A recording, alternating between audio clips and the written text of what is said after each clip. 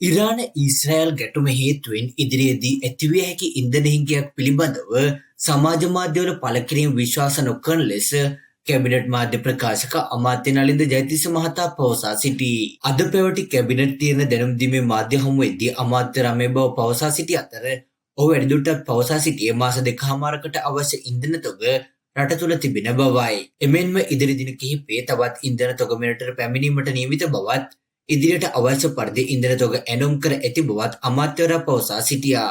මේ අතර ලංකා කංජ තෙල් නීතිගත සංස්ථාව විසින් අද සිට ක්‍රියාත්මක වන පරිදි බෝලි සහ බැරල් වලට ඉන්ධන නිකුත් කිරීම වහාම අත්හිටුවා තිබේ. මෙම තීරණයට හේතුව ලෙස පාරිභෝගිකයන් අනවශ්‍ය ලෙස බෝලි සහ බැරල් වලට ඉන්ධන ලබා ගැනීම හේතුවෙන් ඉන්ධන පිරවුම්හල් වෙත ඒකරාශී වීමෙන් ඇතිවන තදබදය සහ පෝලිම් නිසා මෙම තීරණය ගත් බව ලංකා කංජ තෙල් නීතිගත සංස්ථාව පවසා සිටී. ලංකා කංජ තෙල් සංස්ථාව නිවේදනය කරන්නේ පාරිභෝගිකයන් අතර අනියත බියක් පැතිරී ඇති බවක් පෙනී යන නමුත් සංස්ථාව සතුව ප්‍රමාණවත් ඉන්ධන සංචිත පවතින බවයි. මෙම තීරණය දැනටමත් සියලුම ඉන්ධන පිරවුම්හල් හිමියන් වෙත දැනුම් දී ඇති අතර ඊට පටහැනිව ක්‍රියා කරන ඕනෑම අයෙකුට එරෙහිව දැඩි විනයානුකූල පියවර ගන්නා බවද ලංකා කංජ තෙල් නීතිගත සංස්ථාව අවධාරණය කර සිටී. මෙම තහනම මගින් ඉන්ධන පිරවුම්හල් වල පෝලිම අවම වී ඉන්ධන බෙදා හැරීමේ ක්‍රියාවලිය වඩාත් විධිමත් වනු ඇතැයි සංස්ථාව අපේක්ෂා කර සිටී.